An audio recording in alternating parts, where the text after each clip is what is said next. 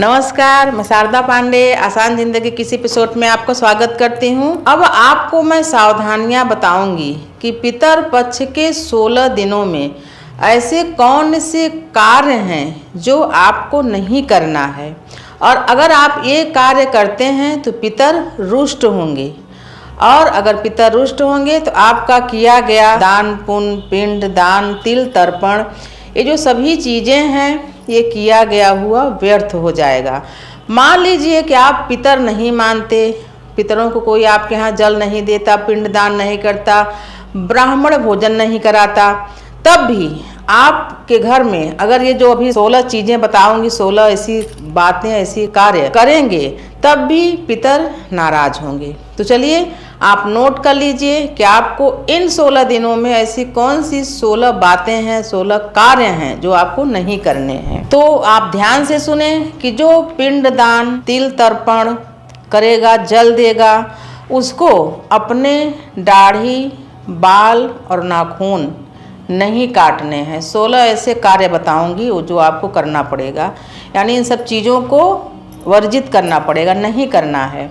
अब बहुत सारे लोगों को दलील है, मेरे पति मिलिट्री में हैं, उनको रोज दाढ़ी बनाना पड़ता है, तो ऐसे में कोई बात नहीं, तब कर सकते हैं। रही बात ऑफिस की कि आपको ऑफिस जाना है, तो ऑफिस में आपको कोई नहीं मना करेगा। बहुत सारे लोग पितर मानते हैं, वो दाढ़ी, बाल, नाखून नहीं काटते हैं, फिर अमावस्या के दिन जो सब कार्य करके दोपहर के बाद काट लेते हैं। सरसों का तेल, वैसे सरसों का तेल तो कोई लगाता नहीं, गाँव में एक आध दो जन लगाते होंगे। सरसों का तेल का इस्तेमाल भी नहीं करना चाहिए। वैसे तो साबुन वगैरह भी नहीं लगाना चाहिए, लेकिन इतने दिन साबुन नहीं लगाएंगे तो आप बोलेंगे बाल काटने से मना किए, फिर साबुन लगाने से मना किए, क्योंकि साबुन में ऐसे कुछ तत्व रहते हैं, इसलिए मना किया था कि साबुन न लगाएं। गंगा जी की मिट्टी लगा के नहा सकते हैं आप। नशा, बहुत सारे लोग चॉइस से अगर न पिए तो किसी के कहने से दारू यानी शराब पीना वर्जित।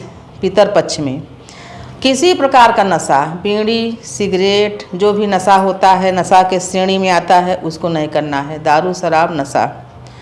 नॉन वेज, ये भी आधुनिक पद्धति में आ गया है कि इसको खाने से बहुत अच्छा होता है। नॉन वेज भी नहीं खाना है, न बाहर और न ही घर में। घर में तो बिल्कुल नहीं, बाहर भी नहीं। मांसाहार बिल्कुल नहीं करना है। धोबी को कपड़े भी नहीं धोना है। मान लीजिए आपके यहाँ धोबी को कपड़े देते हैं, तो इन 15 दिनों में धोबी को कपड़ा धुलने के लिए नहीं देना चाहिए। घर में जो जाला लगा रहता है, गंदगी धूल धक्कड़ रहती है, इसको आप पहले या तो साफ कर लें, या फिर पितर की विदाई अमावस्या के दिन हो जाए तो दूसरे टाइम भी साफ कर सकते हैं। और इन 16 दिनों में कभी भी आप जाला वगैरह न झाड़ें, इससे पितर रुष्ट होते हैं। उसी प्रकार से जब हम पितर को भोग लगाएं, यानी आप लोग जब भी पितर को भोग लगाओ तो लौह के पात्र में, यानी लोहा और केले के पत्ते में भोग नहीं लगाना है। जब भी आप भोग लगाएं तो या तो पलाश की पत्ती हो या पीतल या चांदी का बर्तन हो, उसमें लगाएं। लोहे और केले के पत्ते में भोग न लगाएं। बिना तुलसी यानी तुलसी पत्र बिना डाले पितरों को भोग स्वीकार नहीं होता। जब भोग लगाएं तो तुलसी पत्र डालकर ही पितरों को भोग लगाएं। पितर को लगाया गया भोग ग्रहण नहीं करना चाहिए, यानी घर वालों को ग्रहण नहीं करना चाहिए। पितर को लगाया गया भोग गौ माता को खिला देना चाहिए। ध्यान से इसको सुन लें, इसको लिख लें, क्योंकि वीडियो बार बार आप लोग पाते भी नहीं हो, सर्च भी नहीं कर पाते हो, तो लिख कर रख लो। डायरी में लिखा रहेगा तो आप खुद भी पढ़ सकते हो, घर वालों को भी पढ़ा सकते हो कि क्या क्या नहीं करना चाहिए। जब भी ये जो पितर लग रहा है 16 दिनों का, तो जब आप रोटी बनाएं रसोई में, तो एक रोटी गाय को, एक रोटी कुत्ते को और एक रोटी कौवे को, ये 15 दिन कंटिन्यू बिना नागा किए इन तीनों जीवों को दें। जो व्यक्ति श्राद्ध कार्य कर रहा है, वो जब भोजन करने बैठे तो अपने भोजन में से कुछ अंश इन तीनों जीवों को निकाल के और दे के तब खाए। ऐसी मान्यता है कि इन जीवों को, इन तीनों जीवों को खुश और प्रसन्न करने से पितर स्वतः ही प्रसन्न हो जाते हैं। जब आप जल दें, यानी कि बहुत सारी ऐसे पूजाएं होती हैं जो नदी, गंगा, जमुना, नदियों के तट के किनारे ही होती हैं। नदी नहीं तो तालाब, सरोवर, कुछ भी है, कुंड के आसपास ही ये बहुत सारी पूजाएं जो कि धार्मिक और ये पितर पूजा भी और ऐसी भी पूजा देवी देवताओं के भी नदियों के किनारे होती हैं। तो जैसे कि नदी में नहाए वहीं जल दे दिए, या फिर बाहर आके थोड़ा सा गड्ढा बना के वहाँ जल दे दिए, या आप तुलसी पीपल या किसी और वृक्ष में जल दे रहे हैं तो बिना तिल और कुश के जल अर्पण न करें। अंगूठे से दोनों अंगूठे में कुश को दबाएं, तिल जौ और अक्षत को रखें, फिर पितरों को जल दें, जिसको तिल तर्पण कहा जाता है। प्रेत पूजा यानी पितरों की पूजा कभी भी सुबह या रात को नहीं करनी चाहिए, वो नहीं पाएंगे। पितरों की पूजा मध्याह्न काल में करनी चाहिए। कब? 12 से 1:30 या 2 बजे तक पितर पूजा जब करेंगे तभी पितर उसको ग्रहण करेंगे, उसको पाएंगे, अन्यथा नहीं पाएंगे। घर की जो महिलाएं हैं इन 16 दिनों में विशेष श्रृंगार नहीं करेंगी। अब विशेष श्रृंगार में ये है कि जैसे कि नई चूड़ियाँ नहीं पहनेंगी। आपके हाथों में चूड़ियाँ कम है तो पहले ही डाल लें।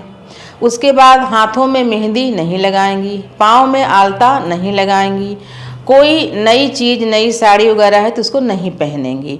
रोज़ का श्रृंगार कर सकते हैं, जैसे कि कंघी करे तो सिंदूर लगा लो, बिंदी निकल गई तो बिंदी लगा लो, ये सब चीज़ें कर सकते हैं। विशेष श्रृंगार घर की महिलाओं को नहीं करना चाहिए। पितर पूजा में लाल, नीला, काला फूल अर्पण नहीं करना चाहिए। पितरों को सफ़ेद पुष्प ही अर्पण करना चाहिए। जो पितरों को हम अक्षत अर्पण करते हैं, सुबह जो दरवाजे पर रखा जाता है फूल और अक्षत, दरवाजे के सामने धोकर फूल और अक्षत, पहले तो गोबर से लिपते थे, अब गोबर से कौन लिपे, तो धो के रख देते हैं।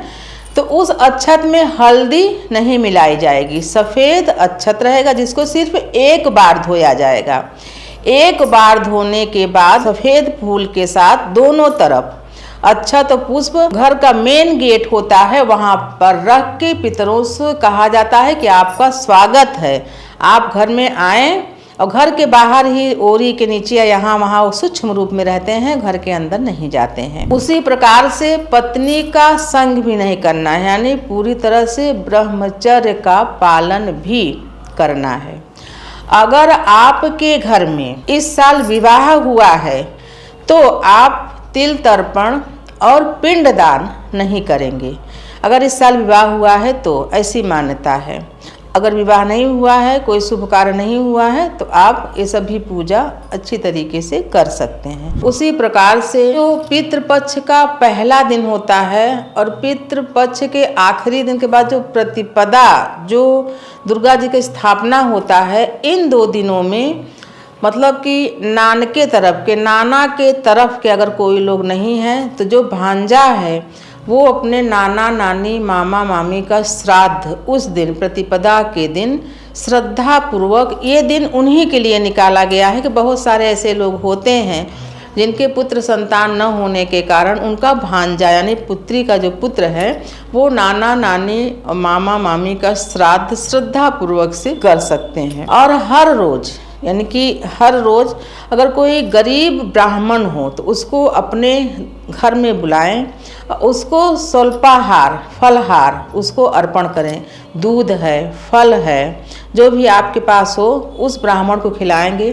तो ऐसी मान्यता है कि गाय, कौआ, कुत्ता के साथ साथ जो ये ब्राह्मण देवता होते हैं, सीधे साक्षात इनका खाया हुआ जो भोजन होता है वो सीधे पितर को प्राप्त हो जाता है, मिल जाता है। तो आपको मैं पितर के बारे में बताई हूँ। तो आप सभी हमारे साथ यूँ ही बने रहें, आगे जो वीडियो आएंगे आपको मिलते रहेंगे। तो चैनल को सब्सक्राइब कर लें, आसान ज़िंदगी के साथ बने रहें, देखते रहें आसान ज़िंदगी। तब तक के लिए नमस्कार।